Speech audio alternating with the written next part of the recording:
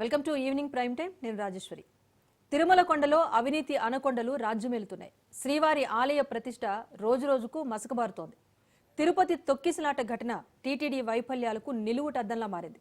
దీంతో అటు క్షమాపణల పర్వం, ఇటు రాజకీయ దుమారంతో తిరుమల తిరుపతి దేవస్థానం వార్తల్లోకి ఎక్కింది. బాధితులకు పరామర్శ కూడా రాజకీయంగా రచ్చ చేస్తోంది.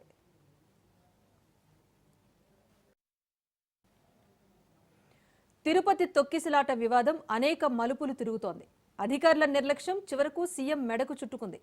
జరిగిన తప్పును సరిచేయలేక, నమ్ముకున్న ఆఫీసర్లపై చర్యలు తీసుకోలేక సుదీర్ఘ రాజకీయ అనుభవం ఉన్న చంద్రబాబు సైతం మీమాంసలో పడ్డారు.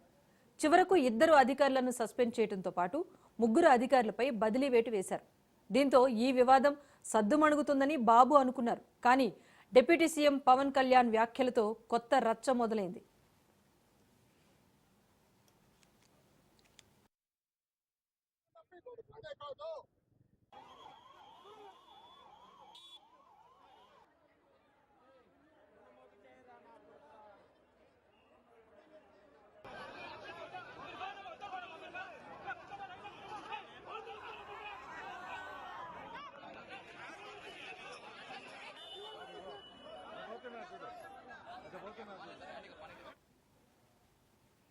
టీటీడీ వైఫల్యానికి డిప్యూటీ సీఎం పవన్ క్షమాపణ చెప్పారు. టీటీడీ చైర్మన్ బీఆర్ నాయుడుదే తప్పన్నారు జనసేనాని. టీటీడీలో సమూల ప్రక్షాళన జరగాలి అంటూ గళమెత్తారు. వీఐపీ సంస్కృతి నుంచి బయటకు రావాలని సూచించారు పవన్. ఏపీ కూటమిలో తిరుపతి ఘటన చిచ్చురాజేసింది. ఏపీ సీఎం చంద్రబాబు ముందే చైర్మన్ ఈవో వాగ్వాదం జరిగింది.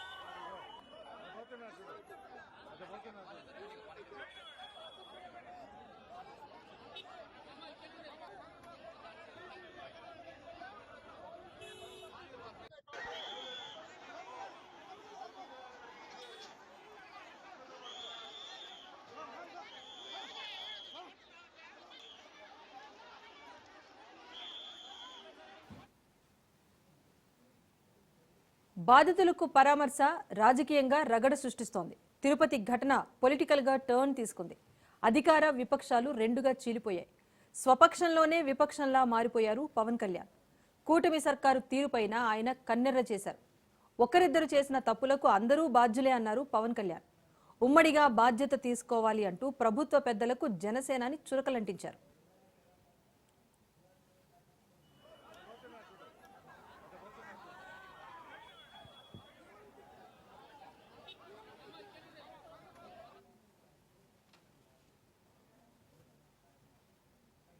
మొత్తానికి టీటీడీ లడ్డూ కల్తీ వ్యవహారం ప్రతిపక్ష నేత జగన్ను కుదిపేస్తే ఇప్పుడు వైకుంఠ ఏకాదశి టోకెన్ల జారీలో జరిగిన తొక్కిసలాట వివాదం టీడీపీ కూటమిని ఊపేస్తోంది. లడ్డూ కల్తీ ఇష్యూను అడ్డం పెట్టుకుని తమను ఇరకాటంలో పడేసిన చంద్రబాబు సర్కారును టార్గెట్ చేసి తొక్కిసలాట ఘటనపైన వైసీపీ నేతలు విమర్శలు గుప్పించారు. క్షమాపణ చెబితే సరిపోతుందా? తొక్కిసలాట ఘటనకు ప్రాయశ్చిత్త దీక్ష ఎవరు చేస్తారు అంటూ పవన్ను ప్రశ్నించారు మాజీ మంత్రి బొత్స. టీటీడీలో చంద్రబాబు మనుషులను పెట్టుకున్నారు అంటూ మాజీ మంత్రి రోజా ఆరోపణలు సంధించారు. 6 చనిపోయినా ప్రభుత్వానికి పట్టదా అంటూ ఆమె ప్రశ్నించారు. ఇలా తిరుపతి ఘటన తర్వాత కూడా అనేక రాజకీయ పరిణామాలు చోటు చేసుకుంటున్నాయి. సొంత కూటమిలో నేతలే ఒకరిపై ఒకరు ఆరోపణలు చేసుకున్న పరిస్థితి వస్తోంది. టీడీపీ జనసేన మధ్య దూరం పెరుగుతోందా అన్న విశ్లేషణలు కూడా వస్తున్నాయి. కూటమిలో ఏమైనా కుంపటి రాబోతోందా, కుంపటి పెట్టబోతున్నారా అనే ఆశ్చర్యకర వార్తలు కూడా బయటకు వస్తున్నాయి. సో మొత్తానికి జరిగిన ఘటనపైన ఏపీ డిప్యూటీ సీఎం పూర్తి బాధ్యత తీసుకోవాలని కోరుతుంటే ఇటు సీఎం చంద్రబాబు మాత్రం తమవారు అనుకున్న వారిపై చర్యలు తీసుకోలేక ఇబ్బంది పడుతున్న వైనం మనం ప్రత్యక్షంగా చూస్తున్నాం. సో 2 పార్టీల నుంచి కూడా కీలక నేతల ఆరోపణలు ప్రత్యారోపణలు కూడా మనం వింటున్నాం. దీనిపైన అంటే తిరుపతి ఘటన తర్వాత జరిగిన రాజకీయ పరిణామాలపైన ఇప్పుడు చర్చ కొనసాగిద్దాం. పార్టిసిపేట్ చేస్తున్నారు ఉప్పాలపాటి శ్రీనివాస్ చౌదరి గారు, టీడీపీ లీడర్. నమస్తే అండి. షేక్ బాజీ గారు ఉన్నారు కాంగ్రెస్ పార్టీ నుంచి. నమస్తే అండి షేక్ బాజీ గారు. అలాగే జనసేన నుంచి విజయలక్ష్మి గారు ఉన్నారు. నమస్తే విజయలక్ష్మి గారు. కర్ణాటి రాంబాబు గారు ఉన్నారు వైసీపీ నుంచి. రాంబాబు గారు నమస్తే అండి. సో అందరికీ కూడా డిబేట్కు స్వాగతం. చెప్పండి, ముందుగా టీడీపీ నుంచి స్పందించాలని కోరుకుంటున్నాను. ఉప్పలపాటి శ్రీనివాస్ చౌదరి గారు, మీరే చెప్పండి. సో ప్రభుత్వం తీసుకున్న చర్యలు సరిపోతాయా? ఎందుకంటే గతంలో లడ్డూ వ్యవహారంలో ప్రతిపక్షాన్ని ఇరకాటంలో పెట్టి అధికారంలోకి వచ్చారన్న ఆరోపణ ఉంటుంది కనుక ఇప్పుడు తీసుకున్న చర్యలు సరిపోతాయా ఒక 6 మరణం తర్వాత? మీరు ఎంట్రీస్ లో చెప్పిన వాయిస్ల పైన నేను కొంచెం వ్యతిరేకించాల్సి వస్తాను. ఎందుకంటే నా కవిత్వం కొంచెం పైత్యం కొంచెం కలిపి చెప్తే జనాలు ఇమ్మంచుకోరమ్మా. తిరుమల తిరుపతి దేవస్థానం 1500 సంవత్సరాల చరిత్ర కలిగింది. క్రౌడ్ ఫుల్లింగ్ లో నెంబర్ ఆఫ్ అవార్డ్స్ ఉన్నాయి, ఇంటర్నేషనల్ అవార్డ్స్. తిరుమల తిరుపతి దేవస్థానం తప్పు కాదు. దయచేసి మీ ఓట్స్ ఇంటికి తీసుకోండి, మీ రాజకీయ వాళ్ళకి చెప్తున్నమాట. ఎందుకంటే 1500 సంవత్సరాలుగా ఎన్నో బ్రహ్మోత్సవాలు జరిగాయి, చక్రస్థానాలు జరిగాయి. అంటే స్క్రిప్ట్ అంతా కూడా కాదు మీరు మీరు డిబేట్ స్టార్టింగ్ కోసం మా ప్రాణాలు తీస్తారు ఎప్పుడు నాకు అర్థం కాలేదు. మీకు కావాలంటే మళ్ళీ నేను చదివి వినిపిస్తా. నేను మళ్ళీ చదివి వినిపిస్తా. మళ్ళీ మీరు చర్చ ఆరంభంలోనే గొడవ పెడతానంటే నా దగ్గర ఆప్షన్ లేదు. నేను మాట్లాడే మాట వాస్తవిక దగ్గరగా ఉండాలి. జై జగన్ సీఎం ఎవరు మాట్లాడారమ్మా? ప్రాణాలు పోతా ఉంటే ఐసీలో ఉండి ప్రశ్నల దగ్గర పోయి పిచ్చి చర్చలు చేస్తారు. దాన్ని మాట్లాడకుండా అక్కడికి వచ్చిన వాళ్ళు సెల్లులు పెరిగే సెల్ఫీలు తీసుకుంటా ఉంటే దాన్ని చెప్పకుండా అక్కడికి వచ్చి 18 మందికి వైట్ వ్యాకులతో డబ్బులు పంచి చంద్రబాబు నాయుడు డబ్బులు దాన్ని చూపించకుండా కూటమిలో ఒకరు పవన్ కళ్యాణ్ అలిగినారు, చంద్రబాబు చర్యలు తీసుకోలేదు. ఏం మాట్లాడమ్మా నాకు అర్థం కాలేదు. అంటే బహిరంగంగానే అన్నారు కదా. నాకు తెలుసు, నా మీద క్రెడిబిలిటీ కూడా ఉంది. మీరు మాట్లాడేటప్పుడు వాళ్ళు ఇచ్చిన స్క్రిప్ట్ మీద చదివేస్తే స్క్రిప్ట్ చదివేంత సీనియారిటీ లేకుండా కూర్చోలేదు డిబేట్. క్రెడిబిలిటీ పోయే మాట మీరు దయచేసి మాట్లాడండి. శ్రీనివాస్ చౌదరి గారు please you are my guest. నేను రెస్పెక్ట్ ఇచ్చి మాట్లాడుతున్నా. ఏదో చెప్పాడు చెప్పండి, నేను డైరెక్ట్ మాట్లాడుతున్నా. ఏదో చెప్పాడు చెప్పండి. మీరు మాట్లాడారు కదా, నాకు అవకాశం ఇవ్వండి. మీరు స్క్రిప్ట్ మీద శ్రీనివాస్ చౌదరి గారు ఉంటుంది శాశ్వతంగా. Yes, as a guest, I should respect you. I should respect you as a guest. This is not correct. This is not news. This is not fake news. Let me give some explanation. మా guts ఉన్నాయి, మేము తప్పు చేశాము. No. Let me give explanation. క్షమాపణ చెప్తాం. That is Pawan Kalyan Chandrababu Naidu. అది చెప్పండి. Sir, Srinivas garu, you are questioning the script. You are questioning about the no. Why Rajeshwara గారు ఏందమ్మా ఇది? Sir, yes, can you hear me? Please చెప్పండి. Yeah, I respect your words. మీరు మా స్క్రిప్ట్ ను క్వశ్చన్ చేస్తారు కాబట్టి మాట్లాడాల్సి వస్తుంది. కూటమిలో టీడీపీ, జనసేన, బీజేపీ పార్టీలే కదండి ఉన్నాయి. ఈ 3 పార్టీలే కదా. జనసేన అధినేత పవన్ కళ్యాణ్ గారే కదా. సో ఆయనే కదా వ్యాఖ్యలు చేశారు బహిరంగ సభలో. టీడీపీ నుంచి క్షమాపణలు చెప్పాలని చెప్పారు కదా ఆయనే. టీటీడీ చైర్మన్ పైన చర్యలు తీసుకోవాలని చెప్పింది ఆయనే కదా. మరి డిప్యూటీ సీఎం చెప్పిన వ్యాఖ్యల్ని పాటించాల్సిన బాధ్యత టీటీడీ చైర్మన్ కు ఉంటుందా లేదా? ఉంది కదా. మరి ఆయన పైన చర్యలు తీసుకోవాల్సిన టీడీపీ ప్రభుత్వమే కదా. మళ్ళీ మీరు డైవర్ట్ చేయకండి. మీరు you just first ask about our question script కాబట్టి నేను చెప్తున్నా. ఇవన్నీ జరిగినప్పుడు వాటిని పరిణామాలు తీసుకుని మేము చెప్తున్నాం. ఇందులో లోకల్ అనేది 4 రోజులు ఆగితే అన్ని బయటకు వస్తాయి కదా. ఏ విషయం లేదు. పవన్ కళ్యాణ్ గారు ఖచ్చితంగా ఉంటారు, ముందుకు వెళ్తారని అభిమానిస్తారు.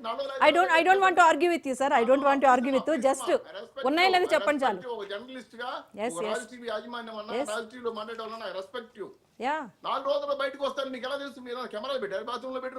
అందుకే మీరు చెప్పండి. we have the right to analyze sir. we have the right to analyze. ఒకటే చెప్పండి, కూటమిలో లోకలన్నీ బయటకు వస్తుంది లేవు అన్నది మీరు చెప్పండి. I'm respecting you. లేవు అన్నది మీరు చెప్పండి. లేవు అని చెప్పే ప్రయత్నించండి. నో మీరు ఫస్టే మీరు ఛానల్ని టార్గెట్ చేస్తున్నట్టుగా మేమేదో కుంపట్లు పెట్టాల్సిన అవసరం లేదు. Raj news neutral. ఇది ఏ ఛానల్ కి సపోర్ట్ కాదు, ఏ ఛానల్ కోసం కాదు. ప్రజా గొంతుక రాజ్ న్యూస్ అని ఒక నినాదంతో మేము ముందుకు వస్తున్నాం. నేను ఫస్ట్ క్వశ్చన్ ఏమడిగాను, కూటమిలో కుంపట్లు ఎవరైనా రాజేస్తున్నారని అడిగాను. లేదని చెప్పండి, ఆప్షన్ చెప్పండి. మీరు లేదని చెప్పండి, జరుగుతుంది కాదని చెప్పండి. చెప్పమంటారమ్మా? టైం ఇస్తారా? తిరుమల తిరుపతి దేవస్థానానికి 1500 సంవత్సరాలుగా ఒక సంప్రదాయం ఉంది. ఆగమ వైశాఖ శాస్త్రాల ప్రకారం ఏకాదశి, ద్వాదశి మాత్రమే ఉత్తర దారుణంగా ప్రవేశం ఉంటది. ఇది ఆగమ శాస్త్రం వస్తున్న పూర్వం నుంచి రాయల వారి కాలం నుంచి సంప్రదాయం. దీన్ని తిరుమల తిరుపతి దేవస్థానంలో ఉండే ఓటర్లు తిరుపతి ఓటర్లు కన్వర్ట్ చేయడం కోసం పప్పుల బెల్లాలాగా కౌంటర్ పెట్టింది ఎవరు? జగన్మోహన్ రెడ్డి గారు. హిందూ మతం మీద ధర్మం లేదు కాబట్టి పెట్టాడు. దీన్ని మేము కొనసాగించాలి చూడు, అది మా తప్పు. అది కూడా ఒప్పుకున్నాం, అది కూడా గడిచి కావాలి. ఇప్పుడు పవన్ కళ్యాణ్ గారు ఎవరు వ్యక్తి కాదే, ఆయన ఈ రాష్ట్ర ఉప ముఖ్యమంత్రి. చంద్రబాబు గారు ఎవరు ముఖ్యమంత్రి గారు. అధికారులను ఆదేశిస్తారు, శిరసాలు వహిస్తున్నారు. మేము బేషరతుగా క్షమ చెప్పడం కాదమ్మా, ఉద్యోగం ఇచ్చేది కాకుండా, పరిహారం ఇచ్చేది కాకుండా ఇప్పుడు వాళ్ళ ప్రాణాలు మేము తీర్చి తీసుకురావాలి. అలా అనుకుంటే యాక్సిడెంట్ వేరు, ప్రమాదం వేరు, హత్యలు వేరు. ఇప్పుడు నేను ఒక మాట చెప్తాను, అన్నమయ్య డ్యామ్ కూలిపోయి 50 మంది చనిపోయారు. ఎంతమంది రాజీనామా చేశారమ్మా? ఎన్ని కోట్ల రూపాయల పరిమాణం ఇచ్చారు చెప్తారు నాకు? లేదు ఆన్సర్. కల్చూరు బోటు క్లబ్ లో బోటు బోల్తా పడి 52 మంది చనిపోయారు. దిక్కు దివాణం ఇంతవరకు లేదు. ఎల్జీ పాలిమర్లో 11 మంది చనిపోతే ప్రతిపక్షాన్ని అడుగు కూడా పెట్టలేదు. మీరు వచ్చే రెసిడెన్సీలో దూరి దోచుకుంటే మందలాగా అలా మేము పోలే రాణిలే అవసరం చేశారు. పవన్ కళ్యాణ్ గారు వస్తా ఉంటే హైదరాబాద్ బాటలో నిలబెట్టేశారు. ఇంత ఘోరం మేము చూడలేదు కదమ్మా. అలాగే రోయా హాస్పిటల్లో కోవిడ్ టైంలో ఆక్సిజన్ లేకుండా 13 మంది చనిపోతే మందులు ఇవ్వ. దీనికి ఎవరు రాజీనామా చేయాలి? ఎవరు బాధ్యత వహించాలి? 2 జగ్గారెడ్డి కూడెంలో తాటుసారా తాగి 30 మంది చనిపోయారు. అత్తిలా గెత్తిలా జయబాణి తాగి. అలాగే కోస్తా అల్లరు, తుని ఘటనలు, కృష్ణ పురస్కారాలకు 5 మంది చెప్పేసిన జగన్మోహన్ రెడ్డి గారు. ఇదే మాటలు మీరు మాట మీకు మాటలు కదా. ఏలూరులో కల్తీకెళ్ళి తాగి 50 మంది చనిపోయారు. ఇది కాకుండా కాలి ఎడకన కొండ మీదమ్మా, గుర్తుందా మీకు? కొండకి కాలిదారుంది. ఆ దారి మీద వెళ్తుంటే నెల్లూరులో ఒక అమ్మాయి పసిబాబ లక్షిత అనే అమ్మాయిని పుల్ తినేసింది. ఏం చేయాలమ్మా? మా చేతి కోతకారులు ఇస్తారు, కొట్టమని చెప్పా. ఇదే చట్టమా? ఆ తర్వాత తన ముందు ఇంకొక అమ్మాయిని చెప్పేసింది, ఒంగోలు అమ్మాయి.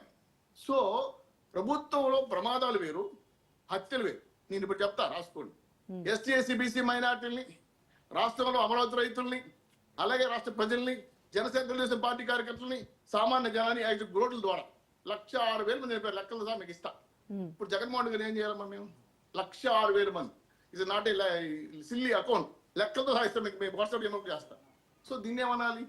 ప్రమాదాన్ని చూడాలి. 2 పవన్ కళ్యాణ్ అంటే మాకు గౌరవం. ఆయన ఇప్పుడు ప్రతిపక్షం ఆనందం లేదే. ఆంధ్ర రాష్ట్రంలో ప్రతిపక్షం ఉండదు మేము అనుకోవట్లే. కాకపోతే రాజకీయ పార్టీలు ఉన్నాయి, మేము గౌరవిస్తాం. I respect politician parties. వాళ్ళని మేము రిక్వెస్ట్ చేస్తున్నాం కూడా. ఎందుకంటే 164 సీట్లు ఇచ్చింది మమ్మల్ని మీ మీద పెత్తనం చేయడం కోసం కాదు, సేవ చేయడానికి వచ్చినాం. మీరు తప్పు చేస్తే గల్లా పెట్టుకుని అడగమని కూడా చెప్తున్నాం.